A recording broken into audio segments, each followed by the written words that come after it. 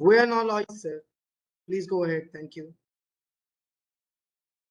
Good morning, namaskar, and welcome to another edition of our webinars in the series Illness to Wellness. We've been carrying on these webinars since past 2 years now, and we've covered so many different topics.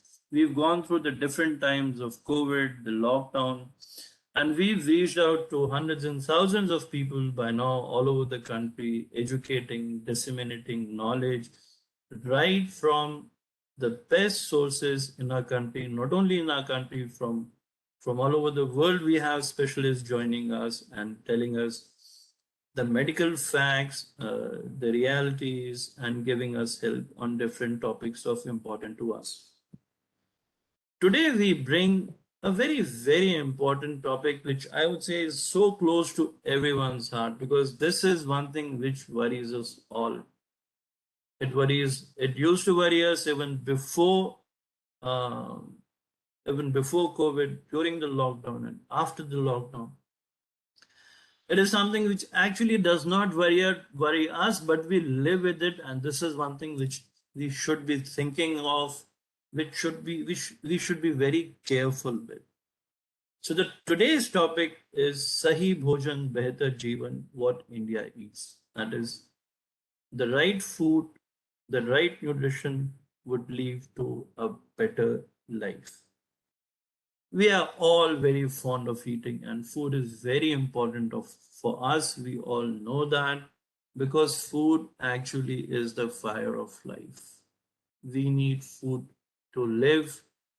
We need food to be successful. We need food to be happy.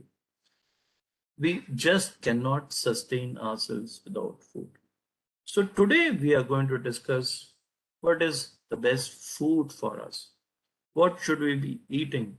Because today, unfortunately, food has become the source of many of the diseases, most of the non-communicable diseases which are taking the toll, which are the cause of majority of deaths in our country, are actually caused by what we eat, and they may be prevented to a very, very great extent just by making some changes in our lifestyle, and one of them primarily being our diet, the food that we eat.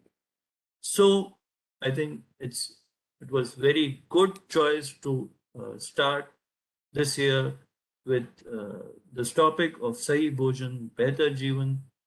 So to start and introduce our speakers, our panelists, I would request Sri Anil Rajputji, who is the chairman of the CSR committee of ASSOCHAM, to initiate the webinar. Sir, welcome. Please unmute yourself, sir. Good morning. Good morning, Dr. Kesri. Thank you very much for your introductory remarks. And first of all, I like to welcome Dr. Shikha Sharma, founder and managing director, Dr. Shikha's NutriHealth. Dr. Shikha Sharma is well known to all of us, and she actually needs no introduction. Similarly, I would like to welcome another very, very well-known panelist, Ms. Ishi Khosla, practicing clinical nutritionist, columnist, author, an entrepreneur and researcher. And most people who have joined us today would have known her too. And I'm very fortunate to welcome Ms. Seema Singh, founder, director, Seema Singh Nutrition Clinic, and she is also making waves in the city of Delhi in her field. So we are very fortunate to have such a distinguished panel amongst us. And I'm sure as we go along, we will learn a lot on this very important topic that ASSOCHAM has decided to have a webinar, Sahi Bhojan, Behtar Jeevan. You know, if you go back to Indian ancient history, in Gita, they talk about what is the kind of food we all need to eat. As we have gone along over the years, the food in Indian ancient history and Ayurveda used to have has gone through multiple changes. If we see, um, with various people, where Persians came, Mughals came, uh, people from Portugal came, Britishers came, they all came to India and they actually changed the palette of Indian habitats. The food that we are today consuming, which we call Indian food, is really not originally what Indian used to consume. It has got changed over a period of time, depending upon the cultural influences that we've had from several people who came to India over a period of time. And we are seeing another phenomena today where we find people, our younger generation especially, is beginning to consume a food which is very influenced from either Western neighbors or from the Eastern neighbors of our country. Our children today are happy eating pizzas, happy eating chips, happy eating ice creams, happy eating uh, noodles, consuming a lot of food that comes from our eastern neighbors. Now, that's the kind of change that we are seeing in our younger generation. Interesting thing is that many Western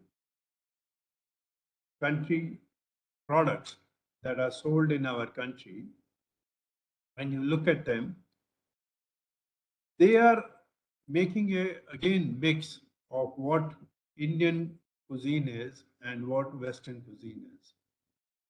And that's why you find, people have aloo tikki burger. And aloo tikki burger, beauty is that our children are not willing to consume aloo tikki, but they are very happy consuming aloo tikki burger. Now, this is the kind of a new shift in the mindset that is taking place.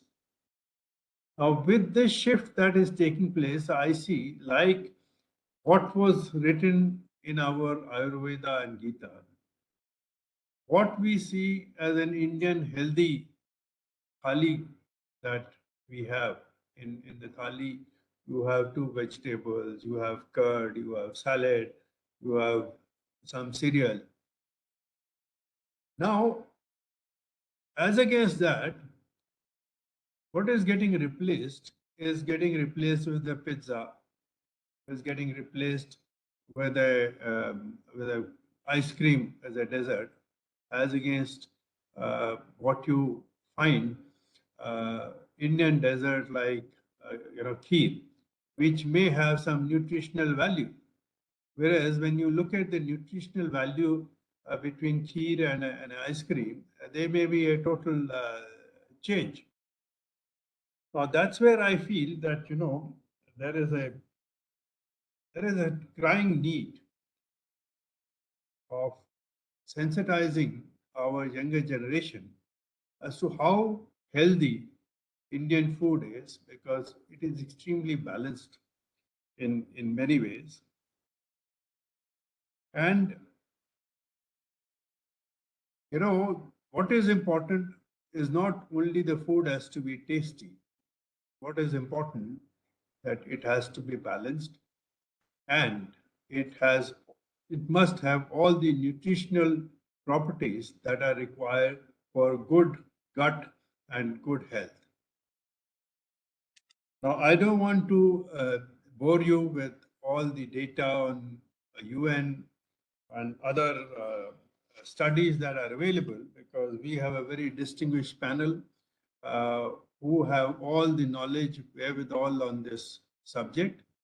And I'll be actually like to be a patient listener on this subject, because the topic is very, very interesting and very close to my heart.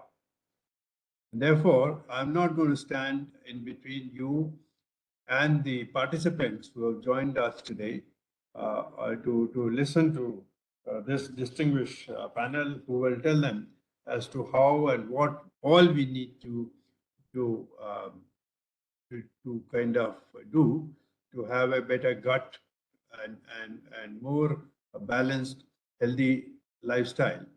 In fact, I want to make one more small point before I hand over.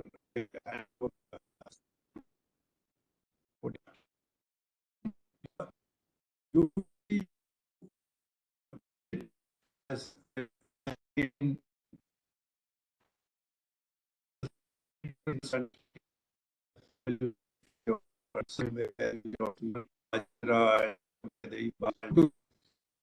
it's very unfortunate. Some people who came to India and they labeled these foods as horse meal. You know, labeling them as if they are not good for human consumption, because they wanted to popularize a different kind of food or the breads in this country. So I think it's also a look back time that whether the food that our cultural heritage had given us is better for our future generation. What is healthy for the gut and the well-being of our countrymen. And to this aspect, our Prime Minister has recently talked about that India needs to focus on bringing out the good properties of millets, which slowly people are beginning to call it as a superfood. So I think you all have much better and more in-depth knowledge on this subject, and I'm sure you will share with the participants your experience on this issue. So with this, I would like to thank all the panelists for joining us today and sharing their knowledge and experience with us. Thank you so much once again. Over to you, Dr. Kestri. Thank you so much. So, as Sri Rajputji has already set the ball rolling about the changes in the nutrition, about the eating habits that have taken place, probably not only over the past 2 centuries, but over past many, many years. So, what has been the result of that? Why does this topic become so important, especially today? We've seen in some studies, in 90s, the incidence of diabetes was around 2%. Only 2% of people had diabetes. Now, on average, 10% of the population has diabetes. So, in just 3 decades, the number of people with diabetes has risen more than 5 times. And in some states like Mizoram, 33% of the population has diabetes. That is almost 1/3 of the people have diabetes. Now, the root cause of type 2 diabetes, this is what most of these people, of all these people are suffering from, is to a very great extent linked to obesity, to excessive uh, intra-abdominal fat. And the reason for that is excess intake of calories, excess intake of food. We are taking more than we are utilizing. That is getting deposited in our body around our important organs like liver, like pancreas, and like heart, and leading to so many diseases. Obesity, as we have seen in our country, is is growing very fast. You can see that in your families, around you, and that is what is leading to so many diseases. That is what is leading to the number of deaths. majority of the deaths in our country today are being caused due to heart disease, due to coronary artery disease, and the one important factor which is causing that is excess cholesterol, increase in atherosclerosis. This all again is has its root cause in the diet we have. So we have to bring about changes in our diet to have a healthy and a better future. And how to go about it? What changes should we be making in our diet, in a routine diet, and changes that we can all easily do, easily make, and which are sustainable is also very important. So today we are going to discuss all these aspects of diet. And I thought that there would be no better way than bringing up our, uh, our North Indian thali that Rajput sir was talking about. This majority of us who are watching this program are having every day, at least twice a day, I'm sure. So, what changes can be done, or whether this is good enough, sufficient, or not? I would request our discussion today to be around this thali and try to make it better. And later on, we'll progress to other important aspects of our diet and nutrition as we proceed on. So, at the onset, I would invite Dr. Shikha Sharma. Dr. Shikha, your comments about this thali and where should we start from? Let's take up um, one object from this thali. Or first of all, you tell us whether this thali is sufficient or not, or should we be making any changes to this thali? So I think, Dr. Shikha. yes, yes. Am I audible? Yes, you're perfectly audible. Yes. So the first thing I think I'd like to change is the rotis of wheat. And Mr. Rajpal had said that that we need to change that wheat roti to a millet roti. And there are lots of millets and they are delicious. Like there's ragi, there is jowar, there's bajra. And we just know, we need to know how to make the rotis because traditionally we have not traditionally we used to make those rotis, but modern times we don't know the rotis, how to make them. So what happens when we try it for the first time, it doesn't come off well. And if you have a house help who's making, they give up very quickly and they say, this is not something I can handle. So the lady of the house says, never mind, then just make wheat roti. So there is a practical problem also. And the practical problem is training of new recipes. So I would like to change the roti in this thali and change it to either a ragi roti, which is very, very high in calcium. And it's also sweet like wheat. So it's not like very different. It's a little darker color, but very delicious. Okay, thank you. And since we are talking about roti, Seemaji, would you like to add something to it? Please unmute yourself. Yes, I would like to add here is if, as Dr. Shikha said, like house help is very, very important that, if she is able to cook something that will be, long term. So I suggest over here, we can start with the multigrain rotis also so that it is easily, handleable by the house help and it is palatable also. So when we see today's generation or the scenario or the lifestyle, mostly people are working and they are taking their tiffin to their offices or maybe to the schools and colleges, and the food is cooked early in the morning.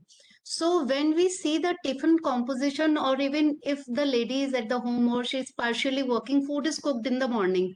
So when we, compose like this a little, different millets of flour in the wheat flour, then it is, long term and sustainable practice. Thank you. Thank you. And Ishi Khosla would you like to say something about this? Please unmute yourself. Yes, Rajeshri, the concept that you have brought to explain to a common man what to eat and how to eat and whatever, this represents a beautiful way of doing it. So I think this is really practical. And this thali is an excellent example of a balanced meal as India eats, like you rightly said. I think from the traditional standpoint, from the point of view of an average person whose physical activity was higher, this is like perfect. And maybe what we would like to do is change the polished rice to unpolished rice. And that was also what was traditional. So now we are having polished rice. And the atta that has been spoken about very rightly by the two panelists before me is something which would require change both qualitatively and also in terms of the total cereal intake. Now, these are both carbohydrates. I don't like to talk in terms of nutrients, but basically they give us energy. And the energy consumption of an average urban individual is far, almost like a fraction of what it used to be. So this is the group that needs to be addressed in terms of quantity. We do not need both rice and chapatis, number one. We may want to increase the proportion of what we call vegetables or protective foods. So I would make this into a half plate rule. Half plate rule simply means half your thali or half your plate should be full of vegetables and divide the balance among with the protein and the grains. And this is what I would like to suggest here. Qualitative changes which have been discussed already, and the introduction of more vegetables and maybe an extra protein. And this has a fermented pickle right there. It has raw vegetables, there's cooked vegetables. Maybe we just need to make a rainbow and add more colorful or brightly colored vegetables on one side, and that is it. And it's so simple for anybody. We don't need to talk in terms of nutrients or anything like that. Okay, thank you so much. My experience with my patients has been that they always want things very specific, because just as you very, very rightly said, that when we go into terms about carbohydrates, proteins, people get confused and they probably don't understand. And I have also seen, being a diabetologist, that it is not just the roti. We talk about roti, but how much? Because many people make thick rotis, many people make big rotis, many people make small rotis. So can we somehow give our audience some, as you said, qualitative changes you've already talked about, some qualitative measures as well. Quantitative, I'm sorry, some quantitative measures as well, so that the roti should be of this size, of this thickness, of this weight, so that we have a better understanding, because people might be doing this differently in their homes. Yeah. So, sorry, whom are you asking? Yes, anyone, any of you, Okay. please. So I'll tell Let's you. have a discussion. Okay. So I'll tell you from my experience, and you can correct me if I'm wrong. From my experience, what I've seen is you don't really need to count any rotis. You don't need to count anything. So if you look at the whole human body and human mind, we have a very intricate biofeedback systems. Like nobody has to count that how much of luteinizing hormone in the female body has to be produced. Nobody has to count how much of follicle stimulating hormone has to be produced. There is a biofeedback in our body, which means our body is a highly intelligent machine where there are cutoff systems. Like when you fill water on your tank, there is a cutoff which we have to put, which is a machine which will tell you that the water is full, otherwise it will overflow. So the human body is so intelligent, and this cutoff system in our bodies are sensors inside our stomach. So when the volume starts increasing in the stomach, there are sensors in the stomach which will give a feedback to the brain that stop eating. Right? Now, what has happened is, as human beings, we have disrupted and confused these sensors because these sensors used to work on the principle of volume. So when we eat a natural grain, suppose we eat dalia, the dalia would be a lot of fiber and less amount of pure sugar. So when we eat dalia, the volume will increase in our stomach, and automatically the sensors will get activated and say stop eating. But what we have done is we have converted dalia into maida. So if you see corn flour, if you see suji, if you see rice flour, if you see maida, if you see all of them, they have removed the portion which would have told us how to stop eating, which is fiber. Our diet is so low fiber, it is incredible how much we have removed the fiber from our diet. And that fiber used to tell us when to stop eating. Because fiber, as you know, you put fiber in water, it will swell up. It will start swelling up and absorb. I mean, if you even, I mean, take any fiber, put it in water, and it'll start swelling up. That sensor, that used to trigger the sensor and say stop eating. So people automatically, the body would tell you how to stop eating. Today, what has happened? We have disrupted the whole mechanism by eating sugar, by eating refined food, by eating atta. Now we have to count the number of rotis. So that's where I come from, that eat natural. You don't have to count the rotis. Like, you know, in traditionally, I remember that our nani and dadi used to say, ginke mat khilao. Roti ginke mat khilao. All nannies. I mean, even sometimes when I would say, how much have I eaten? Have I overeaten? Because I used to be very conscious. My nanny said, ginke mat khao. Now, the reason is because we used to eat natural. Now, because of this refined food, we have to start counting. And yes, now the amount of rotis you can eat obviously would depend on how active you are and how much your body can sustain that. So that's my point of view. Thank you. And any other contributions to this? Ishiji, ma'am, would you Well, like I to would say just something? like to add what to what Shikhaji has said is that we all have what we call our checks and balances and neurotransmitters and hormones, which are secreted in the gut, which tell us when to stop eating. So and it's very different from one individual to the other. I mean, when people ask me, please tell us the quantities, I refuse and I say no. This is, I'll tell you how much cereal you need to reduce, but the others you eat as much as you require to feel full. Because I don't know, the difference of one to the other can be as much as 1,000 calories. Somebody is not full with 4 chapatis and needs a fifth, and somebody cannot eat beyond one. And both may be in equally good health. So it's very difficult for individuals to, count and eat. But yes, certainly a sense of portions is important. Having said that, a sense of awareness and mindfulness is important कि आपको कैसा महसूस हो रहा है जब जो सामने आया वो खा लिया वो ऐसा नहीं होना चाहिए जितना सामने आया खा लिया आपको अपनी बॉडी से भी ताल्लुक रखना चाहिए आपकी body are you feeling that sensation of fullness and the rule here is 80%. Traditionally also they said don't eat till you're topped up. 100% fullness is not required. And that is what resonates with the science today, that eat till you're pleasantly full, because it takes 20 minutes for the brain to tell you that you are really full. So wait for that signal to arrive, and therefore 80% full is just what works. So I would just add that.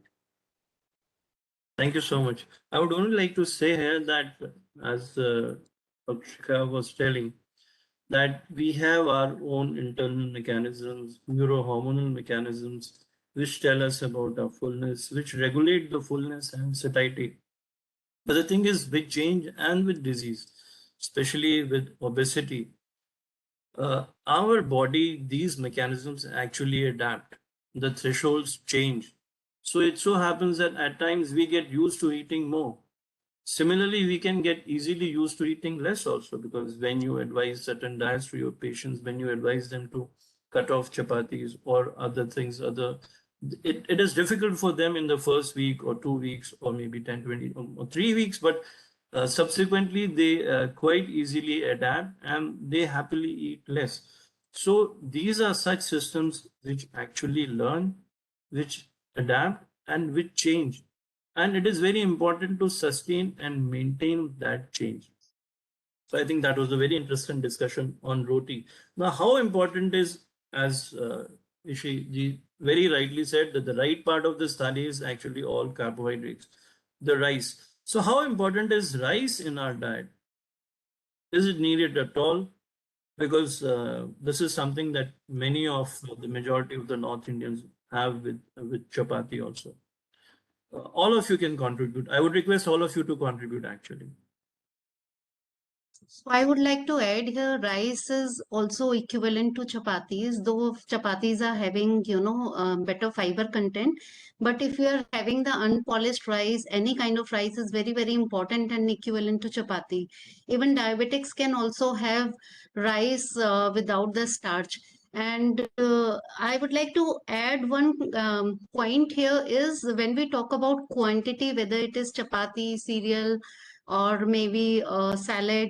So I have seen in my OPD experiences, like patients are really suffering with the quantity syndrome. They want to know the quantity, even they want to know the day, vegetable of the day or the millet of the day. So when we tell them, two chapati you have to eat, sometimes two is very heavy to eat. They say it is more of what you are telling me. I eat just one chapati, and sometimes with two also they are not feeling full. So there are different kind of people. I tell them, as rightly pointed out, that 20 minutes our brain needs, and this much of time is needed by the brain to take the signal of fullness.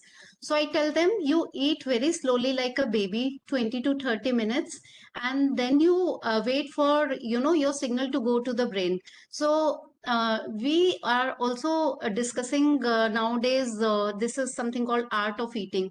So अगर हम chew करके 30 minutes तक slowly and gradually खाएंगे, और जब हम खाएं तो केवल खाना खाएं और दूसरी एक्टिविटी इंक्लूड ना करें. So these are the major disturbances. Especially it happens with rice. When we eat rice, we take so much of quantity, and vice versa. If we are eating chapati, then we are feeling full just after having 2 or 3 chapatis. So the quantity is only the problem with the rice. Well, Yes. I agree with Nina, and here just like to add that if you I mean, look at rice. Traditionally, it was unpolished. It had, and also a lot of varieties were available.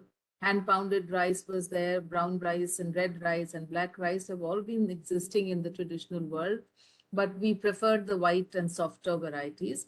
And, if you are able to understand that half a cup of cooked rice, half a cup of cooked rice is equivalent to one medium-sized chapati, you'll be all right. But like pointed out earlier, the fullness of half a cup may be a little compromised, different, I mean, not as much as a roti. So here again, we go back to our traditions and say that adding a little bit of ghee to the rice will add the satiety. A, take the unpolished rice, and B, put, a teaspoon of ghee to that rice.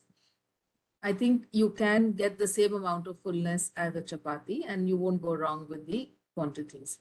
So yes, and the other good thing about rice is that in India, we were basically, since we traced back the eating patterns Mr. Rajput was talking about earlier, that India was really a rice eating nation. The Dravidians ate basically rice, and the Western world, or the invasions from the Central Asian parts, brought the wheat grain into our northern part of the country. So yes, we have a tradition of eating rice, and the good part is that rice has no gluten. It is zero gluten grain and a hypoallergenic grain, which means the people who have a sensitive bowel, people who have chronic inflammatory diseases, for them, rice works as a very good option and an alternative to grains, just like millet does. But millets also can be irritating to a sensitive gut. So rice does have huge advantages. And if you cook it the right way, cook the right varieties, eat it the right way and the right quantity, it has a place. And particularly in the wake of the increase in food allergies that we are witnessing. Food allergies have gone up by 50% in the last 20 years. So this provides a huge, alternative food to the population.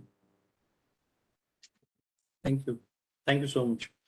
Dr. Shikha, you were telling us some very interesting facts about rice for the start of the discussion. Yes, so like Ishiji just mentioned that rice is gluten free, and then if you are eating unpolished rice, it has far higher amounts of iron and vitamin B.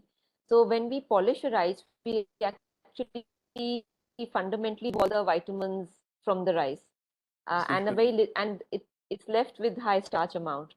Another thing I think which is also important is that a lot of people, when they are consuming such large quantities of rice, is because they don't feel full because of the fiber. When you polish rice, the fiber content is pretty much lost. So those are the things. And of course, like Ishiji mentioned, initially only, that here the 50% of the thali is carbohydrates, and we don't need so much carbohydrates. So if 50% was salads and vegetables, then this thali would have become more interesting, and only a quarter was the carbs. Then it would be better, because then it would become healthy and more aligned to the kind of what I would say nutritional distribution what we need. So the nutritional distribution has to be changed, because from times when people would walk to work, or the road transport system was not so much, and most kids would actually walk to school also. But today, if you really see, because of a lack of walkways in other areas, everybody needs a car, and we are so used to going from one place to another, quickly hopping into a car or a bus or whatever. So our sedentary lifestyle would not be able to digest so much of carbs.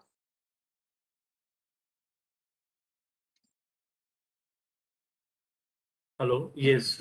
Sorry. I think those are very, very important contributions about these very important parts of any thali, any diet, any North Indian diet. I would just like to I add here just like, that sorry, I'm yes, just ma'am. Yes, yes, interrupting please, you, please. but it's a very important point here. We have missed that the combination of rice and dal is absolutely, what should I say, our ancestors were very smart, that they combined the rice and the pulses together to make what we call a complete protein. So rice, if the discussion is on rice, it's important to combine it with a pulse to give it the complete. There are amino acids in rice which are missing, and amino acids in pulses which are missing. So methionine and lysine are the two missing. And when you combine them, it gives you a complete protein. So khichdi in itself, a rice and dal combination, is now being touted as an Indian superfood and the super bowl. So this, along with vegetables, is a complete meal. So certainly rice and dal, or rice and pulses combined together, make a first class protein. Thank you. Thank you. That was really very important and a very interesting eye-opener even for me as well. I would just like to add one thing, at times when we're talking a lot about carbohydrates, that we should not be eating a lot of carbohydrates, we are sort of pushing our patients and our followers into some a sort of carbohydrate phobia. But what we have seen in researches from all over the world, not only in India and Asia, at least 50% of the diet should constitute of carbohydrates, because anyway we need energy. If we don't take that energy from carbohydrates, we would be taking it either from fats or proteins. So some of we have to have those energy, and the healthy proportion of energy intake is 50 to 55% carbohydrates should be there present in our diet. Next, let us move on to the dal portion, as you've already contributed a little bit to it, but I would request all of you once again to focus on the dal. Which dals are the best, and how much quantity? Uh, whatever are your opinions and your comments on the dal, because this is a very, very important part of our diet, daily diet. Shikha, Nina? Yes. So, see, when it comes to pulses, now there are different kinds of pulses, and which pulse you can absorb depends on your, intestine, and your health of your intestine. Like, for example, people who are not able to digest very well, moong dal is the lightest dal, and we all know it. In fact, khichdi has been part of Ayurveda as part of regeneration, rejuvenation, along with ghee for a long time. Then the other kind of lentils, when you say, let's talk about the other grains, the other lentils which we are eating, or let's look at say beans, pulses. Let's look at rajma. Let's look at chana. Now, traditionally, all of them were pre-soaked to remove certain things which can cause gas, and which also interfere with absorption of the nutrients. So this pre-soaking and keeping and slow cooking was one of the ways where dals were always eaten. They were not eaten quickly. They were not eaten that, like today everything has to be done within 10 minutes, 20 minutes. So these kind of dals cannot be eaten so fast. They need to be pre-soaked. Like for example, in Japan and all, soya was fermented, and they found a beautiful way to consume soya, which is very gassy and which has sometimes goitrogens also, which was to ferment it, which was to convert it into soya milk and then convert into tofu and convert it and have many dishes around soya. So like this, we need to be aware that how to consume each dal. Again, recipes plays a major role. Second thing is, a lot of people are confused that dal is, they call dal as pure protein. Actually, dal is also carbohydrate. So suppose if we are trying to balance a plate and we want to have 50% carbohydrate, if you look at, if we have a big bowl of vegetable, it's all carbohydrate, but it's locked into fiber, so it's like a slow release of carbohydrate. So I would call it, have a slow releasing carbohydrates. Like if you have beetroot, if you have bhindi, if you have any vegetable, it would have carbohydrate, because plants convert sunlight into carbohydrates. So if your thali consists of a lot of vegetables, then if your thali consists of a lot of salads like kheera, like tomato, like all of them, or like steamed broccoli, so you're getting your slow release carbohydrates. And then you are having dal, which also has carbohydrates, which is a slow release carbohydrates. And then you have these fast release express carbs, which I call them, which go into the body and convert to sugar very fast. So express carbs can be reduced and slow releasing carbs can be increased. Like I said, the fiber from many of the beans like rajma, chana are heart protective. But the key is recipes. I think today people don't know how to cook the food properly, and they try to cook it the way they are cooking rice, which is like 10 minutes or 15 minutes. So the recipes are the key to good nutrition, which I call as tools, the process, the procedure, how to cook that well. Oh yes, definitely. I think that is this is very important, especially in the era of packaged food when we get everything pre-prepared and pre-packed. Ishima, what's your view? What would you like to? Well, certainly important points have been discussed by Dr. Shikha.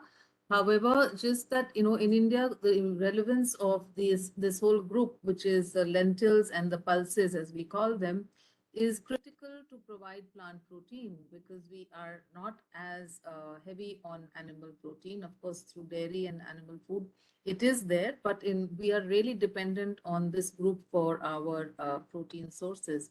And I would say that excessive pulses, of course, can be difficult to digest for most people. So watch the portions and watch the number of times that you have it and when you have it. So in many households, rajmas were not cooked at night for a particular reason, that they are hard to digest, and the digestion or the digestive fire is pretty weak post sunset. So it was mostly at lunch that these heavy pulses were consumed.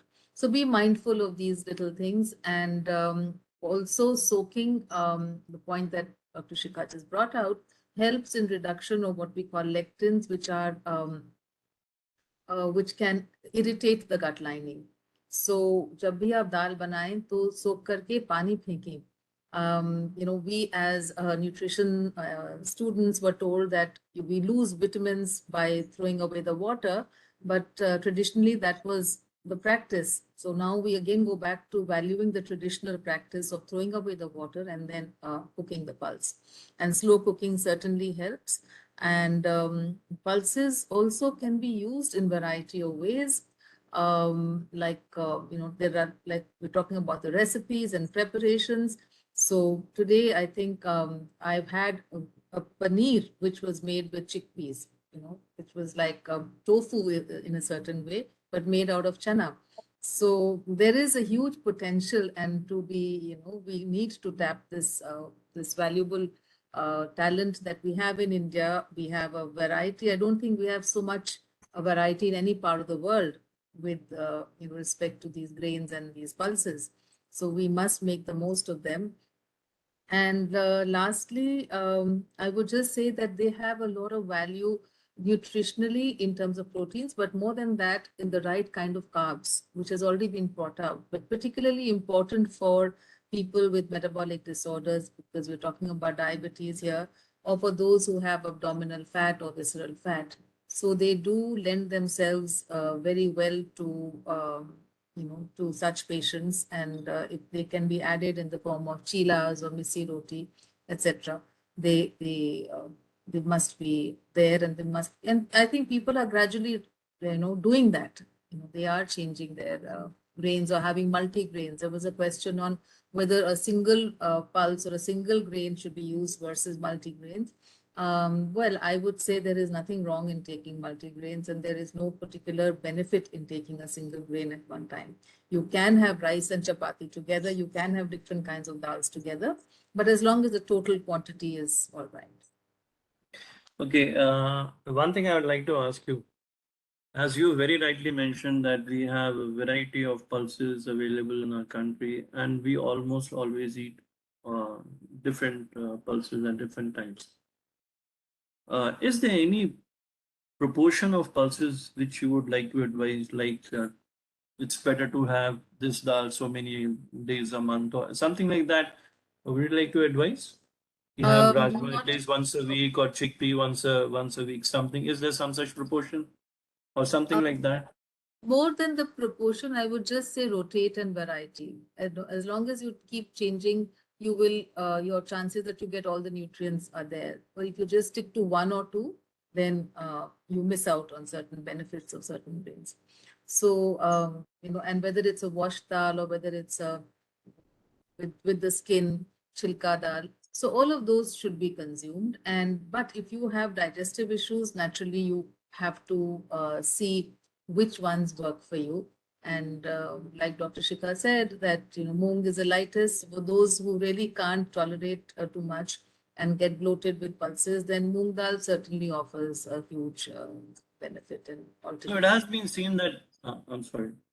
It has been seen that many people, especially with age, with a lot of other factors, due to a lot of other factors like with age and wear and tear, they are not able to digest those dals or pulses which they used to digest easily during their young age or childhood, and especially like rajma, chickpeas, and peas. So we understand the enzymes behind this, but is there any natural way of substituting those enzymes or preparation that these people can digest? Well, These are sprouting and cooking certainly helps. okay. Sprouting, and for those who have digestive problems, of the grain becomes the pH of the grain changes, and certain other biochemical changes happen which break down these sugars and which are hard to digest in these, and it helps for sure. Okay. Fermentation What is is the it? other one. Yes, yes. Sprouting and Fermentation. Over soaking also works, over soaking, overcooking. And the quantity is also very, very important when we discuss the dal, especially for the vegetarian people. Like at least in lunch and dinner, if I would say one bowl of dal to be taken. So not to forget that we are Indian, we mostly people are facing sarcopenia, that is less of muscles in the body. So dal is very, very important. If people are not able to digest, then we can make a kind of a, lifestyle that some heavy dal, considered heavy dal can be taken in the afternoon or the daytime in the breakfast or so. And the lightest dal like washed dal and some of the chilka dal is also light that can be taken in the dinner. Also when we talk about the recipe, so I would say कि जैसे हमने digestion की बात करी, when we are over soaking, then obviously dals are little easily digestible than before, and जितना ज़्यादा hours हम उनको soak करेंगे like overnight 12 hours 24 hours, उतना ही ज़्यादा vitamin C unlock होगा, available होगा body को absorption के लिए. So if people directly are not able to digest the dal, then overcook karke and then mash karke, they can make the, stuffed dal roti or dal paratha, and they can enjoy the dals. But dal is very, very important. We cannot leave the dal aside unless they're having the specific allergy, inflammation, or the gout. Even then, one bowl of dal can be taken. Thank you. Thank you so much, Himaji. And I think the other most prominent part of our thali is the sabzi, is the vegetables, and a lot has already been said, and especially by Dr. Shekha Sharma, about the sabzis being the slow carbohydrates, where the carbohydrates are locked and they're slowly released. So they're a very, very prominent part of our diet, and they should be abundant. I think they should be taken in quantity as much as everyone can. There should be no limitation on sabzi. Obviously, going about this is the satiety of the whole meal that we've talked about. Now, I'd like to focus on the small things that we frequently have in our plates, like achar. What is the role of achar? Is it good? Is it bad? Should it be there? Chutney. So I'd like to bring Shikha, a difference between achar and chutney. yes, yes. So let's first talk about what is chutney. Now, chutney, if you really see, it was a leafy chutney in which you could put pudina, dhania, and you could put amla, and then you put digestive spices in it. So chutney served like a digestive aid. So the salt was very little, but there were other digestive spices which were added, and there was digestive, like for example, mint is something which reduces gas, improves bowel movements. So like this, it was a digestive aid. When we come to achar, there are two kinds of achar I would highlight. One is where you just put something in, say, an apple cider. Like in an apple cider vinegar, you're putting vegetables, which are uh, like in Germany, they put cabbage and they ferment it, which becomes like a digestive aid. The the growth of this whole industry of achars, where you put tons of oil and then you put the vegetables and then you put the that has changed the nature of achar. So achar was normally fermented, and it was to bring about the fermentation and the benefits of the fermentation, and the salt was not supposed to be so much. Today what is happening is it's fundamentally more of oil and salt, and the quantity has also changed a lot. So I personally feel chutneys are far richer nutritionally. Uh, Achars, because of the way they are now made, and especially the package and achars which you find on shelves, they are definitely not healthy. So one has to draw balance between whether you want to bring that taste element from a natural thing like a chutney, or something which is sitting on shelves for the last 1 year, which obviously is not healthy.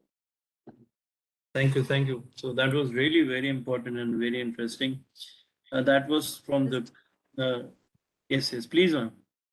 Please continue and add a little more to Okay, what. so from this point, I wanted to move over to the next part. That was the curd or the dahi. So we start from the fermented product to what is your opinion about using curd with every meal? Is it good or not? So just to continue the conversation on the achar and the chutney, that they do serve, I mean, whatever, in terms of salt, excess salt is certainly an issue, but the oil and the salt definitely worked as preservatives for the food. And so this was a method of preservation which was used by our traditional, folks. And it was also to be used in limited quantities. And the oil was mustard oil or traditional oil, sesame oil typically was used for, so these were good oils to be taken which were in an uncooked form.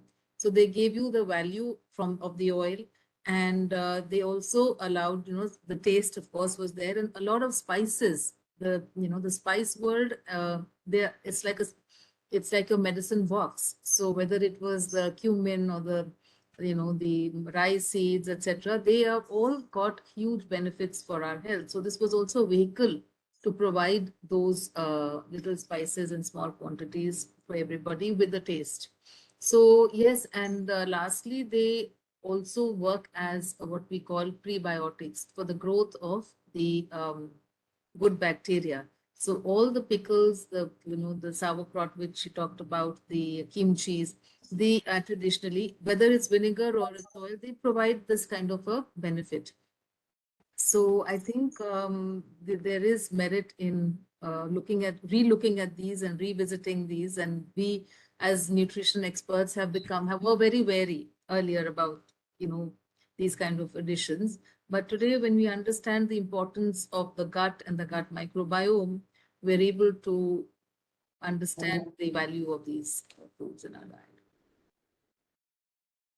Similarly, I think when we naturally progress from fermented foods, we move on to curd. What is the role of curd in our diet? Should it be there, and how much? What are your comments? All the panel. This is something very important for all of us. Dr. Shikha? It sh- Okay, see, Yeah, it should be there part of your, I would say, our every meal. It can be lunch and dinner, compulsorily, maybe in the form of raita or the plain curd, or if somebody wants to have meat, being diabetic, then the frozen fruit yogurt can replace the sweet meat also. The benefit of it is for the better digestion. We should have curd because it works as a probiotic, and in the market, lot of curds are available saying probiotic, probiotic. So this is the Indian probiotic which replaces the yogurt, which is the industrial product available in the market. So this is the Indian probiotic. And another thing is people who cannot really digest the milk, they can replace curd with milk. So curd is good for them as well. Even in the breakfast also, curd can be taken with the paranthas or the stuffed rotis, etc. It really adds to the nutritional value itself, like a lot of calcium and lot of protein and calories in this. So if we want to reduce the calories, we can use the double tone milk instead of having the full fat milk.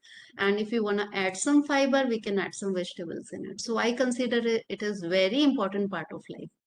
And I don't say that don't eat curd in the night or with the meal, those things. From my side, my patient have it. Dr. Shikha. So, so curd, firstly, I would say in terms of the raw material is very important. Now, if you know that today in the dairy industry, many samples fail because they find pus in the milk, they find antibiotics, they find traces of hormones. And therefore, I think the moot point today is that the amount of dairy consumed by the country is much more than what is produced. So the question is, what are we eating? Is it really we are eating the actual curd, or are we eating an adulterated curd which is full of urea, which is full of other ingredients, which is not really curd? So that is one thing. So normally I would always recommend that people should switch to organic and organic dairy, because rather than having things which is full of pus and antibiotics, which is actually doing no good to your system, it is better to buy something just slightly more expensive, but which is going to benefit your body. That is number one. Number two, Ayurveda has a lot of research on which seasons you should have curd, what time you should have curd, what is appropriate for each kind of body type. So frankly, when I was a doctor, my understanding about of food was about the nutritional ingredients of the food. But when I started reading Ayurveda, it kind of opened my eyes about the detail in which they go. Like, for example, which season is good, what time of the day is good, what food combination is good, what body type is good. So though this is a very short today, is not maybe the right, we don't have all the time, but I would also encourage people to start looking at easy to read Ayurveda books, which have come from David Frawley, which have come from, and very simple, Deepak Chopra. They help you to understand what is your body type. Like today, for example, if I say, please go, everybody have curd. Now, if a particular body type cannot digest it, or it's not right season, then the whole thing changes. So what I have learned, and I keep learning on an everyday basis, because nutritional science, like medical science, is an evolving science, that there is so much treasure in our ancient books, and we are still discovering it. I mean, we are still discovering it. Yes. Thank you. Ishiji, would you like to contribute something? Yes, of course, curd is a fabulous food. It's what we call pre-digested milk in a certain way. So people who cannot handle milk directly, it's a great alternative. And particularly for the youngsters, young children today who are also having similar issues with digestion. However, I would say what, taking from what Dr. Shikha mentioned, that there is merit in what we say customized uh, approach, and specifically with curd. And this is with in complete sync with our traditional wisdom and in whatever is in the Ayurvedic texts, that it is case to case, and one man's food can be another man's poison. So it is to be decided on who's taking it and when it is being taken. So I would just leave it as a case to case decision. There are many people who have no problems with curd and they must have curd, and for those people they must continue. But for those who have chronic inflammatory conditions, you may need to work on yourself, eliminate and see, reintroduce and see if it works. Particularly in inflammatory conditions, Ayurveda does not recommend curd for people with joint pains, etc.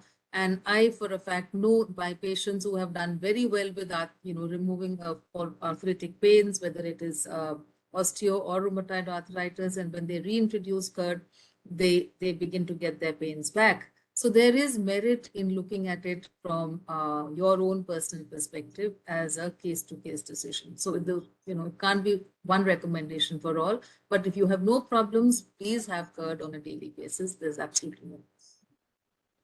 Definitely, I think curd is a very important element of our daily diet and our food, and it should be recommended to people. Obviously, I think since you have experience about these recommendations on individual basis, but curd is a good recommendation for all the properties that we've already discussed. So a very small comment about dessert. Which sweets can be recommended are not harmful? Because no meal is finished without dessert. Yes. So I'll just take it up. If someone to come to you and ask what dessert I should take so that it's not harmful for me, so my cholesterol doesn't rise, sugar doesn't rise, are there any such sweets? So basically, I always tell people that, we have a palate, we have a taste bud for sweetness. So certainly it was not meant to be a poison for us. And there is something to be said about what it does to the mood and the endocannabinoid system that we have. So there certainly it has a place in our lives, but sweetness and sugar are not the same thing. So let's not call sugar cravings as sweet cravings. We may have a need for sweet, and that can be satisfied by things which are not just sugar. It could be jaggery, it could be honey, it could be free fruits, it could be, dry fruits, dates, whatever. So we do need to have these alternatives. Even dark chocolate is a wonderful alternative. And also small amounts of sugar are not poison. Let's face it. If you do have a dessert and you want to eat something, if you have a small portion, it's all right. अगर घर में खीर बनी है चीनी में, तो we don't have to. We can definitely start making it in jaggery or khan, but certainly if you do have it in small quantities, it's not going to hurt you. Again, the whole issue comes back to individuals, and there are certain individuals who must be very, very careful about sugar and sweets, and some individuals who have the liberty of taking larger quantities. But certainly this is a group which needs to be tweaked and cut down for most urban people in favor of better foods. So if I avoid my dessert and have a fruit, I'll be better off. Exactly. But sometimes that doesn't work. Yes, that's very true. But if we have to satisfy our taste buds, I think as you very rightly said, that fruits are a better alternative and a healthy alternative. One thing which I would like to add here is that majority of the sweets that we make in our household and we buy from the sweet shops, it is not just the sweet which actually may cause damage to your body or may be harmful. It is the other ingredients like the maida. Literally, no sweet is made without maida. The ghee or the oil, the way it is fried.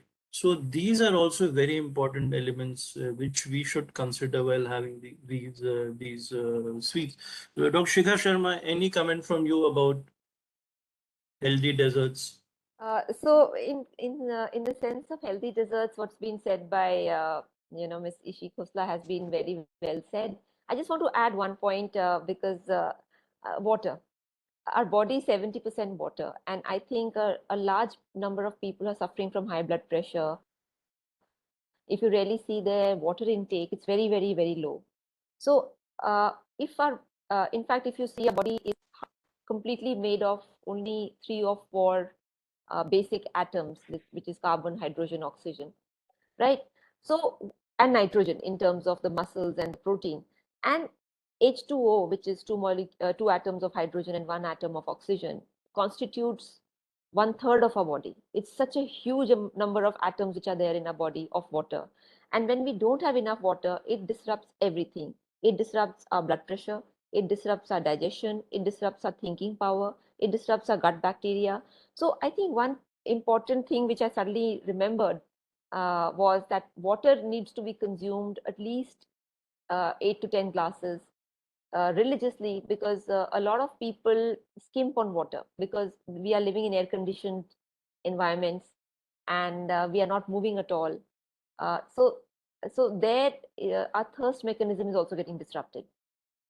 Definitely. And I think I would just like to add here that that we should be very careful while drinking excess water also, because in our this program only we'd have this discussion with many other specialties, with nephrologists, with cardiologists, with endocrinologists also, that we actually have if we do not have a disease, the body's mechanism for water intake, the mechanism of thirst is actually very precise. If we need water, we'll be thirsty. We should not suppress our urge to drink water. If we are thirsty, we should drink water. But what we have found is, what I feel as a doctor, is that there's no point in drinking 5 liters, 6 liters, because there are many people who take a lot of water. They would just keep on drinking water. And people have this feeling that if they drink a lot of water, all the toxins would be washed away and they would be clean. So it is actually not like that. It is just excess work for their kidneys, for their heart. So you should listen to your inner urge for drinking water. Now, we wanted to discuss so many things, but we have very little time. But I think there's some very important things which we still have left from our daily meal. One thing is the food hygiene. Uh, I would request all of you to give some brief comments, and the most important comments, like the timing of the meal. Are they important? I would say they're critical, and the timing of the meal is really critical. And there's lots and enough researches, and also traditional wisdom says that have your meal timely. And of course, a dinner should be lightest. So that's my take on timing. Okay. And Ishiji, would you like to contribute? I just like to Short endorse. comments. I just like to endorse that. Okay, Seema, Seema, Yeah, ji, I would you would like like, to say something? yeah, I would like to add The here. timings you would like to endorse, that the timing should be specific. They should be maintained daily. People should have meals at the same time of day. Or if we ask about the interval between the meals, or There interval should be between the the snacks. regular interval between 2 meals, at least 2 to 3 hours. And the moment we get up early, if we have something, medicine or something like that to be taken, so after taking those medicines, then at least within half an hour, we should have our first meal and then next meal simultaneously. Ishiji, So your comment about, oh, I'm sorry, I interrupted. that's Yes. okay. Your Dinner comment should be about the interval earlier. between meals and the timings of the meals. Well, I personally feel it's an individual temperament and an individual habit also. Some people are happy with 2 or 3 large meals. Some people like to graze and cannot eat large meals, and therefore small Yes. frequent meals work. And the science is not, there is, the jury is not out on which one is better. It's whatever you manage. But one thing is very clear, which is not debatable, is the last meal of the day must be lightest and early. So, that in fact, we're talking so much about tradition, and the Chakra Samhita has clearly said that the man who wishes to have a long life must eat the grains by sunset. And the man who has digestive problems must not eat grains the second time. So there's something to be said about grain timings, etc., which was recorded way back when metabolic diseases probably were not even as well known. But if you eat around the circadian rhythm with the cycle of the sun, you will be certainly better off. And if you have to eat late for whatever compulsions, keep it lighter. So for me, I think that is what is important, and whatever works for you, small, frequent or large meals, but very large meals are also to be avoided. Again, some people like to eat one large meal of the day, some people eat two, some people eat three. So it's all very individual and your needs. We at one point, as for diabetes management, said small, frequent meals work better. But in my and we practice that, but in my actual practice today, I feel maybe it's not necessary. And if you eat two good meals with good hydration in between, that's also fine. And that's what is happening with the intermittent fasting. Eating for 8 hours and giving the body rest for 16 hours also has its merits and can be done by diabetics. So I would leave it at that. Since we're talking about this, how about skipping breakfast? Many people just skip breakfast or have very light breakfast, and there's a lot of discussion about breakfast. What should be the right breakfast, and is it right to skip the breakfast? Maybe Dr. Shikha would start. So regarding breakfast, see, what is important is that people who normally skip breakfast are the ones who are having heavy dinners. And in our clinical study, what we saw is that when we were pushing people to have a more wholesome breakfast, they said we don't feel hungry. And when we discovered why aren't they feeling hungry, because they're having a very heavy dinner. So I think if you really want to have a good breakfast, you have to start from dinner, have a very light dinner, and automatically your hunger will get activated at the right time in the morning. So that's what I have to say. And obviously, if you are starting your meal, if you're starting your day with a wholesome breakfast, when I say wholesome, depending on, like, we practice personalized nutrition at our organization. So depending on each person's body type, the kind of breakfast would vary. Like a person with a kapha body type would get a lighter breakfast. The person with the fire body type would get a heavier breakfast. So again, in personalized nutrition, you need to look at what is the body type. Yes, breakfast is very important. Okay, thank you. What I'd just like to add here, in diabetes, what we have seen is that people who do not have breakfast or do not have sufficient breakfast, they tend to have higher glucose levels throughout the day. Even their post-lunch and post-dinner glucose levels are high. So probably breakfast is a very important part of the meal of the day and should be have. Seema ji, would you like to contribute? Yeah, I agree with the fact that breakfast is really, really important to be taken in the morning. That should not be skipped because brain is also hungry. So to feed the brain, we have to have the breakfast, and also to fight with the hyperglycemia and hypoglycemia. Both are, I mean, important thing.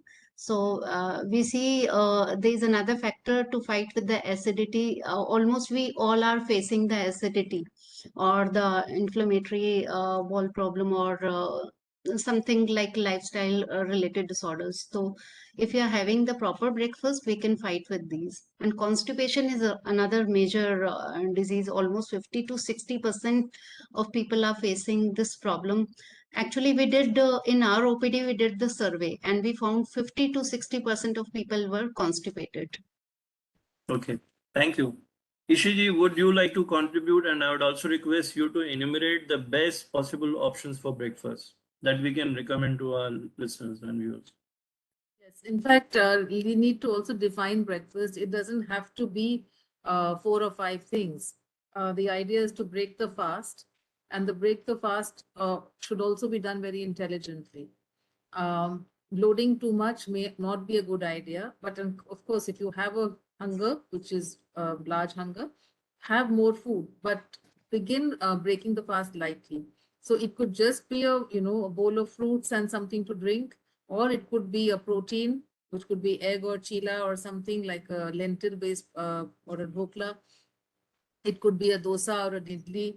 It could be egg and toast or whatever you place, you're traditionally you eat. But essentially, Even sometimes a smoothie or a glass of milk, or yogurt or a vegetable juice can be a part of breakfast. So depending on your palate, but it should obviously have some protective food, some vegetables and fruits and some fiber there. And so what I'm trying to say is it need not be large. If your body does not require or does not feel hungry, respect that and eat only a small portion. And of course, like it was pointed out, the last meal of the day will determine your hunger also and your activity. If you're active in the morning, you'll need a good breakfast. If you're just sitting down in a couch potato, then you need to eat less. So there are, according to so many, the meta-analysis on breakfast studies that whatever we have done so far is that it's not something which we need to lump on people as a must-have. You should follow your body clock and your body rhythm and eat according to. You don't have to stuff yourself because the nutritionist felt that you must eat. So you eat when you're hungry. Some people feel hungry at 11 or 12. That can be a brunch. It can be a combination of breakfast and lunch. And you can have also a light breakfast and a lunch. So it is very, very individual, but it should be nutritious and it need not be, full of grains or, the breakfast cereal, so to say. That concept is not necessary at all. Very, very interesting, and very interesting to me also. Now, a very important question. I think this is the most important of all the things that we have discussed, because this is what is causing obesity in India. Snacks, healthy snacks. People have to eat between their meals. They have tea, they have coffee. So what snacks can we suggest to our viewers?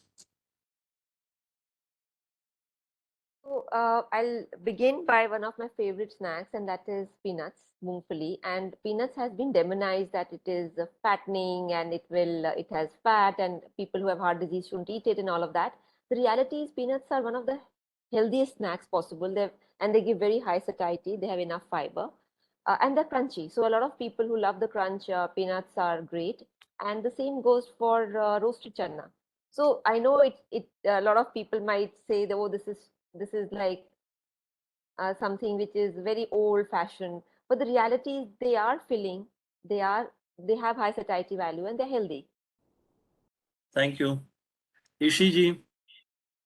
Yes, completely agree with her, and is would add like makhanas and murmuras and these kind of puffed grains also add to with the chanas, and the peanuts are valuable. But what I would also like to add is fresh fruits make good snacks, and dried fruits also make good snacks. So you can have raisins, you can have trail mixes, but certainly what should not be eaten is commercially prepared biscuits loaded with trans fats and sugar and maida. So those definitely should not be, and that's what the average person actually eats. So that is completely a no-no. But eating from these traditional forms of grains, roasted, popped, etc., is very valuable. And maybe sometimes if you can also add some, salads and things like that, they also make good snacks. Yes, yes, ma'am. Yes, Rashika. So one thing which I would, if you don't mind, recommend is that can all our audience who have been hearing us for the last greater than 1 hour actually come up and share on the chat window what is one change they would like to make for their lives from today. See, as health counselors, as people who are working in nutrition and healthcare, what bleeds our heart is when people don't make those changes. And we are here to help people make the changes, and all webinars are conducted so that people make those changes. Can people come up and actually share one by one what is one change or what is one takeaway from today's webinar that they will be actively pursuing and bringing in their life? That would really make me feel that this last 1 hour has been well spent in public service. Yes, I'm sure. I'm sure people who are listening, they will contribute with their views. Thank you so much. That was really a wonderful idea.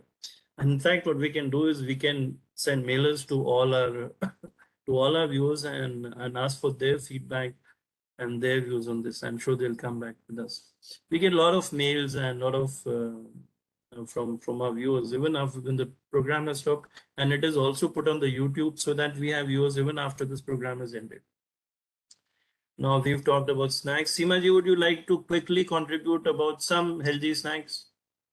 Yeah, so I would like to add something like dates, twigs that can be eaten and satisfy to the tooth buds and sweet tooth. And moreover, people are very fond of nowadays smoothies. So smoothies can also be homemade, and frozen yogurt, fruit yogurt also can be the homemade. So these are also the good options. So when we talk about protein, then also we can add some mixed seeds, pumpkin seeds, melon seeds and all, and some berries. So these are the healthy option and increases satiety value for next 2 hours or Right. 3 hours. We are running very short of time, but there's some things which I want you people to speak out and tell our viewers. India is protein hungry. Majority of Indians are sarcopenic, and lots of diseases, especially diabetes, are caused by the lesser amount of muscle mass that we have in our on our bodies as Asians, as because of our some genetic heritage. And I think a big reason can also be our diet, which usually has lesser protein. So, what are the accessible vegetarian proteins, vegetable proteins, which you would recommend to our audience? Maybe we can start with you, Ishiji, quickly.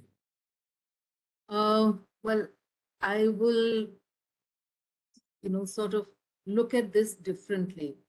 I personally don't believe, and probably also in my clinical experience, supported by the fact that we are really not short on nutrients.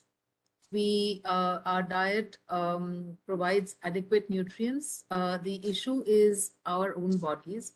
With the change of the ecosystem outside, which is the change in the agricultural practices, the changes in the industrial production of food, all of that has that ecosystem outside has affected our bodies inside. And that change has led to undesirable, unfavorable shifts in the gut and leading to malabsorption. So we do not have a shortage of nutrients. In fact, to highlight this point, I'd like to say that the most obese patients of mine who have eaten more food than more calories than required have the lowest or the worst profiles as far as nutritional parameters are concerned. Whether it's vitamin B12, whether it's iron deficiency, whether it's vitamin D, calcium. So we see the worst scores in people who are eating more. So it's not about just the diet, the quantification in or the numbers or the amount of protein, it's the absorption. And I've had patients who had no iron, who have been anemic, and anemia as in hemoglobins of 8 and 9 all their lives. And when they come to me for a pregnancy diet, they clearly say we can't have iron. And without iron supplementation, you also know as a physician that there is a drop in hemoglobin in pregnancy. And every woman goes through that drop in hemoglobin from 10, 11. And here is somebody who's refusing to take iron, and just on a diet where we eliminated certain foods and we looked at gut health, her hemoglobin was 12.5 in the third trimester. So there is not a dearth of nutrients, it's the absorption which needs to be focused on, and therefore the whole spotlight should be on gut health and digestion. And like you said, bring back the millets and bring back the fermented foods and the vegetables, and we will be absorbing more rather than just fortification. I mean, the best example here is our vitamin D status. India is a land of sunshine. 15 years ago, I was challenged by a neurologist because I did a vitamin D test, and they said, why are you doing vitamin D? Because it's, we have a land of sunshine around, and nobody is, except a few people, suffers from this deficiency. And every person we were checking was severely deficient. So here it is. I mean, we have sunshine, we have people out in the open playing, and not only the indoors, the ones who are Jawans, the ones who are sports people out in the sun with critically low levels of vitamin D. So somewhere the gut Yes, connection and the thank you. Thank you, absorption Shiji. connection is. Dr. Shikha, how can we increase the protein in our diet, especially the vegetarian element, because majority of us are vegetarian? See, fundamentally, like Ishiji just mentioned, there is a movie, a documentary on Netflix, which talks about key athletes eating vegetarian diet and getting healthier and getting all their protein, and they're bodybuilders, they are weightlifters, stuff like that. So what Ishiji is pointing out is there is a malabsorption, and if you look at the reverse osmosis waters, they are contributing to vitamin D deficiency also, because they're stripping the body away of vital elements which could absorb the vitamin D.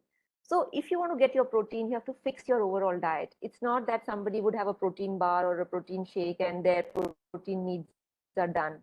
Because if there is malabsorption, if your overall vegetable intake is not there, fruit intake is not there, to even absorb and assimilate protein, you need other vitamins. In our bodies, we know that it's not that we eat protein and if we are deficient in vitamins, the protein will be absorbed or assimilated adequately. Or if our liver is not functioning well, even assimilation becomes a problem. So, I'm sure people must be looking at sources, of course, like it's been mentioned in the earlier. Sprouts are there, oil seeds are there, nuts are there, even vegetables. If you eat them in a proper quantity, they will also be a good source of protein. So, of course, the traditional sources are there, like paneer, like dals, but sprouts, nuts, oil seeds, all of them, if they're adequate in your diet, will be taken care of. And therefore, what is very important is, and I want to take your everybody's time for 5 seconds, 10 seconds is, we have to move away from a magic pill concept to a holistic concept.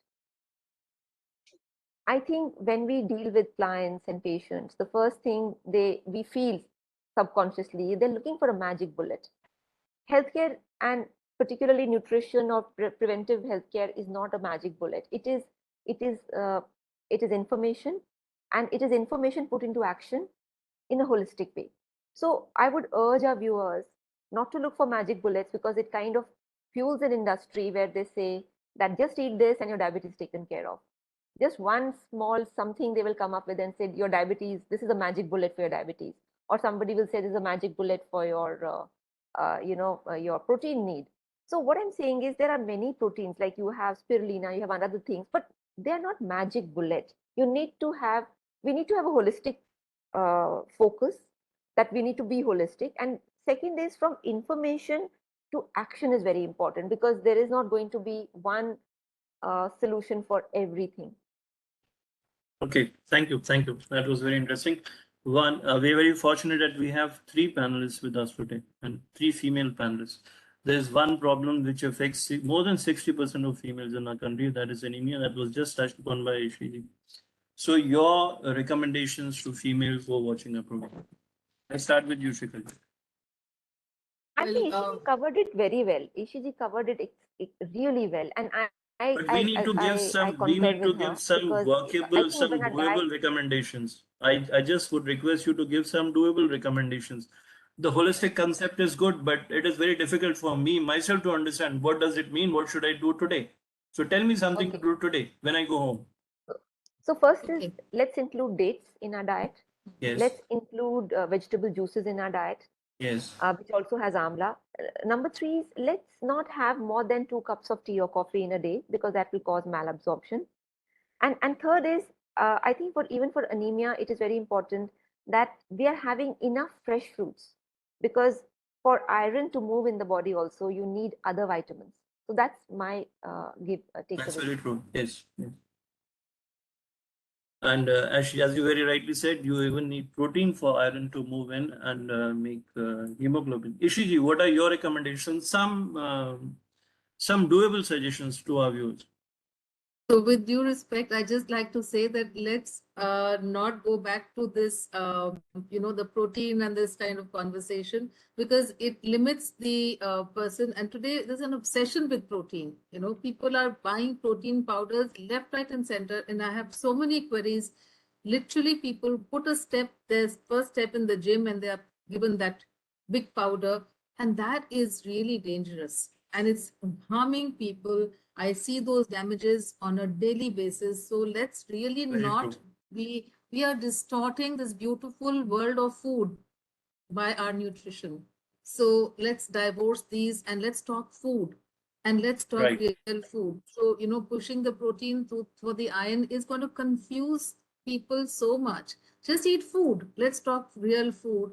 let's eat the balanced thali, which you beautifully, represented everything with. And just as a checklist, I would say, not maybe, I would just make a checklist that try and have one lemon or one amla every day, have a seasonal green leafy vegetable every day, have a beetroot and anar every day, either beetroot or anar for people specifically with iron deficiency and anemia. And mind you, these are not iron-rich foods. Again, we've got it wrong, but they help in treating anemia. So one beetroot or one anar every day, a handful of nuts or seeds or chana every day. And that's all it takes. A carrot, a cucumber every day, some raw vegetables. So that's your checklist. I'll repeat that. One amla or lemon every day with the food, even better. And a green leafy vegetable every day. It could be a chutney also. And a beetroot and anar and a handful of nuts, chana or seeds. How simple does that get? Very simple. Wonderful, wonderful. Thank you. And next, I'll come to Seemaji. You also please give some suggestions. And after that, I would make a round of and request all of you to give a short message to our viewers. Seemaji, anemia, what would you recommend for fellow So when we ladies out there? Yeah, rightly discussed, when we talk about anemia, then we need to increase the intake of protein and the iron. As rightly pointed out by Ms. Khosla, that there is a lot of, it's a kind of race to take protein, who is taking more and kiska supplement better, kiska scoop ज़्यादा protein दे सकता है. So don't actually follow that race. Have the complete meal. And if we, as we discussed about vegetarian and non-vegetarian, so there are two kind of enemy, mostly are the vegetarian. So for the vegetarians, there is a malabsorption point rightly pointed out by two other speakers. I will just add, when you are having your green leafy vegetables, you have to have it firstly, eat local, eat fresh and seasonal. And whenever you are having your vegetables, along with that, you have some vitamin C to unlock your iron and available or to the body in the absorbable form. So जब भी आप green leafy vegetables खा रहे हैं या vegetarian iron खा रहे हैं, उसके साथ में आप आंवला या लेमन फ्रेश फॉर्म में खाएं. सेकंड थिंग इज, आप अपने मील के साथ में टी और कॉफी ना पिएं, because then also you're binding your iron. And third thing is, you can replace your white sugar with the khand or jaggery powder or the jaggery. This is very good thing for you. Or also one thing can be done, if you don't want to have sugar, even jaggery or khand, you are conscious about calories and all, then you can, crush the soaked kishmish, munakka, figs, and what we call it chuara. These are the things which will give you the iron and other vitamins, and can add the value towards the sweetness also. So we can Thank combine you the so much. rest. And now, from you, Seemaji, a short message to all our viewers in conclusion. So yeah, in conclusion, from my side, the short message is, follow the thali composition as my plate, as rightly showed in the program. There has to be in the lunch and dinner. The whole lot of composition is very, very important. One portion of cereal, one portion of dal or protein. It can replaced with the, chicken white meat, and then the green leafy vegetables, salad, and some homemade pickle, not the market made pickle. Even we can add the vinegar dipped, whenever vinegar soaked, some vegetables also. That is very much popular in India. And when we talk about breakfast, it is very, very important. From my side, the short messages, we all are in a hurry to reach the office, send the children to the school, especially it is having with females. So one very short experience, a lady was recommended to me by my rheumatologist, and she went to him with the body pain. So she thought, what is happening in the body? Pata nahi kya kuch bada ho gaya. She was giving just the balanced meal for 30 days and she was fine. So the whole lot of meal is very, very important, not the single food. Thank you so much. Thank you. So much. Thank you. Dr. Shikha, what is going to be your message to our viewers? See, I would say, I think a lot of rich discussion has happened, and you have, and our my co-panelists are, I mean, they've spoken such well, so many good things. I would only say, from information, we need to move to action. And if we don't actionize our information, then it's of no use. I mean, like I remember one of my clients' patients used to say, I just keep your diet chart in my pocket. I don't follow it, but I will follow it one day because I know it's in my pocket. So I would say that today a lot of wealth of information has been shared. Just pick up one thing and start following it. That would make a huge difference to Yes. experiencing wellness, to experiencing health. Right. Take the first step and start the change. And finally, Ishiji, what is going to be your message to our viewers? Well, like it was pointed out, so much has been said and well said. All I'd like to say is that, as looking at the burden of public health today, it's epidemic of everything, literally staring us in the face, whether it's cancer, whether it's obesity, whether it's malnutrition, stunting, right from, kids to adults, we have got it all out of control. Therefore, it is time to revisit our approaches, time to rethink what we are doing, and look deeper into the root cause of our problems. Why is this happening?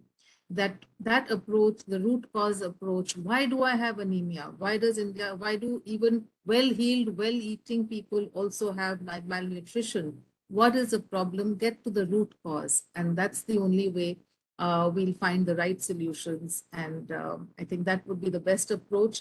And like you said, take baby steps. And it takes the first step to complete a journey of 1,000 miles. So don't get overwhelmed with all this information. Take baby steps. Very true. Very true. Thank you so much. And I think that this question that you asked, why, is being asked again and again, because all our theories about these chronic disease actually are to some extent failing, because there is a missing link. There is something that we are missing out, especially on the non-communicable disease, on the metabolic disorders. We think that we know a lot, but probably there's a lot more that we don't know. So we have to be in the constant pursuit of finding this why. I think it was a very, very interesting discussion and a webinar today.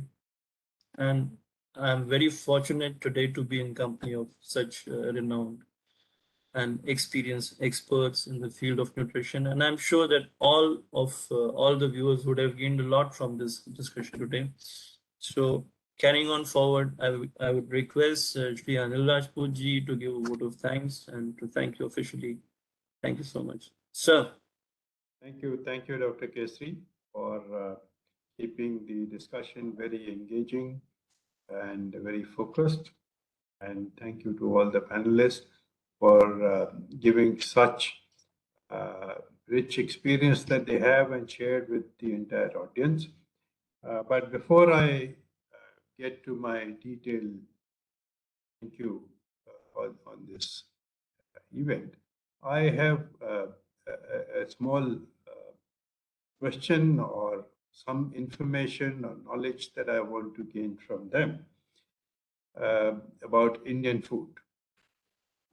See, India is perhaps the only country in the world which has such diversity in its cuisine.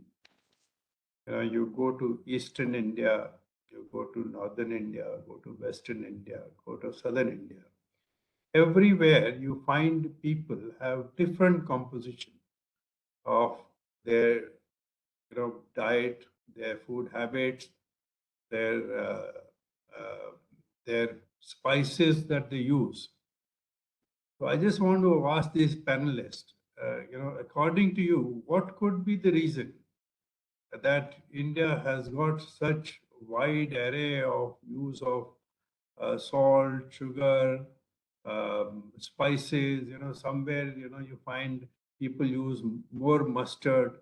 Somewhere people are putting sugar in their food. Somewhere people are putting more salt in their food. What could be the main reason for India to, over the years, develop this kind of variety?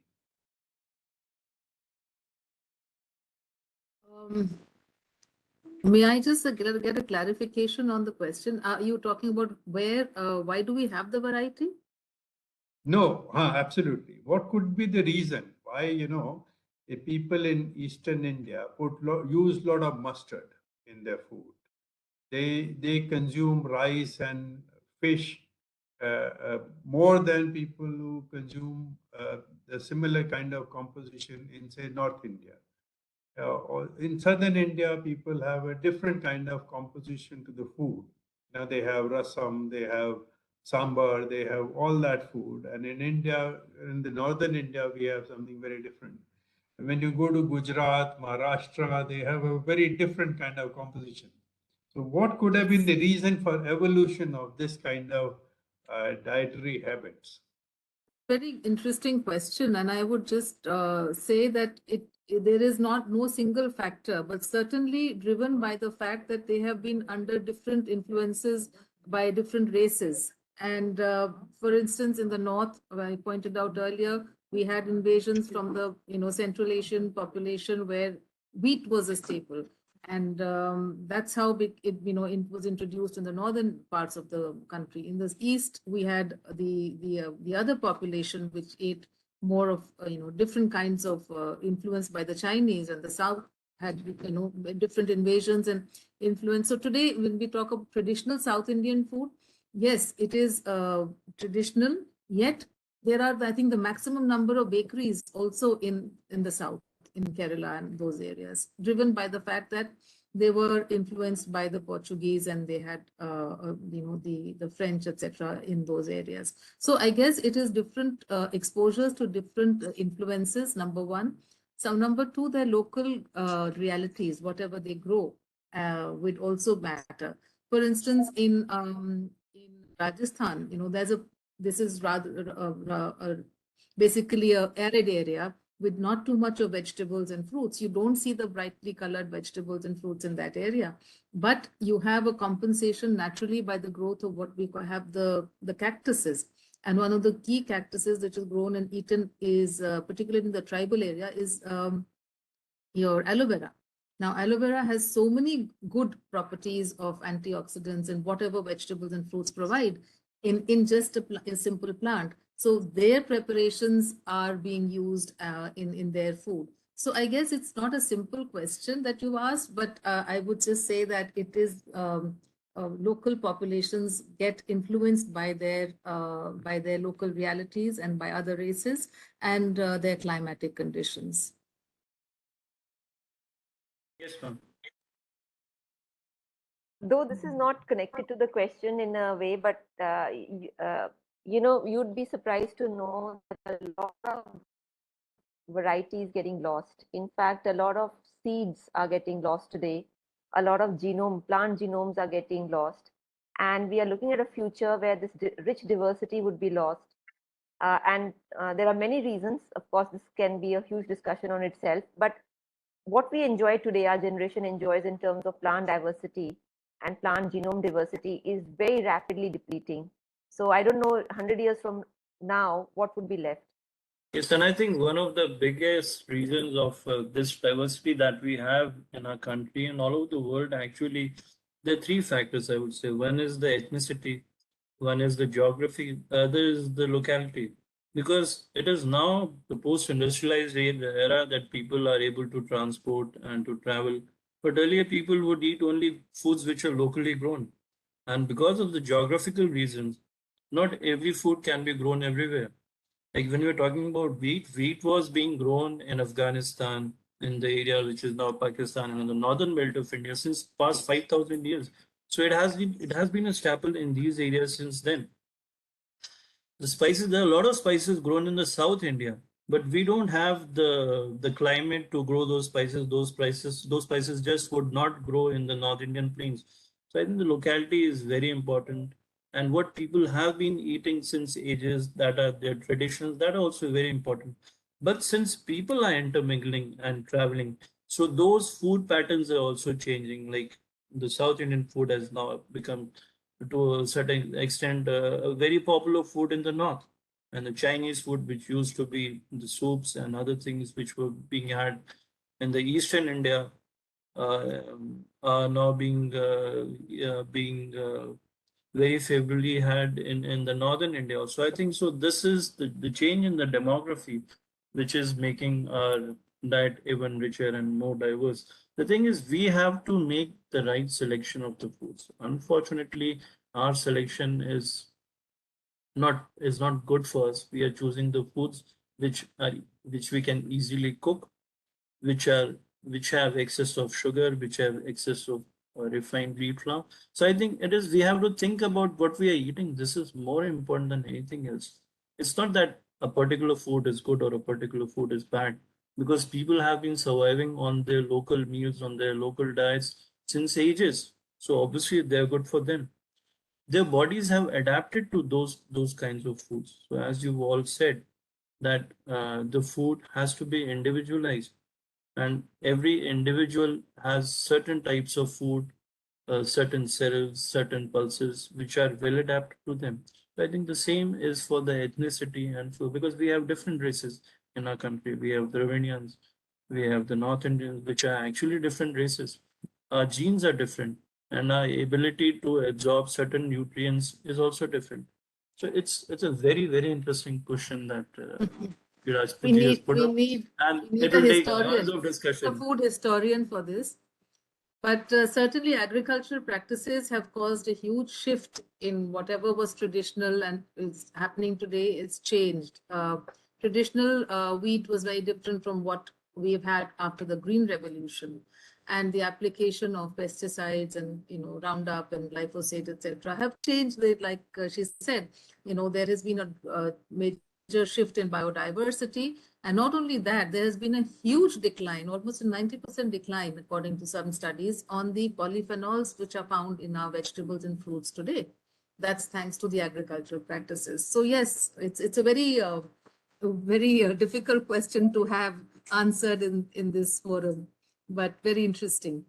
Thank you very much. Uh, this is one question that has been, in my mind for many years, and you are right that there are more than one reason as to why different regions have a different cuisine and different spices and a different composition. So thank you very much for sharing your information and knowledge in this. I must say that it is one of the most fascinating discussions that I've been part of in the recent past. And I must say the panelists took off from the very first display of the picture in which they very easily shared with all the participants as to what needs to change in our thali. Whether change wheat roti to the other more superfoods that we are talking about, that are more local foods that are there, which are more healthy, more fulfilling in every which way. And it was also interesting to get information that your food require 20 minutes to digest. So art of eating, it's important. You need to chew your food, spend some time. And another interesting comment was made that it's the quantity of food that you're eating. You have to measure that. Now, if you don't measure the quantity of food, then you can go totally wrong, and it's not just a balanced diet. It's not what you are eating. It is also how much you are eating is important takeaway from today's session. For me personally, the information on food allergy, some panelists had talked about that, 50% people are today reporting food allergy, and food allergy creates multiple complications. So I'm sure all the participants must have taken note of this, and they will be conscious of this fact that food allergy is there, and there are several ways how to kind of get it diagnosed whether any one of you are having food allergy, what all you need to do to address this problem. So that's a very important takeaway.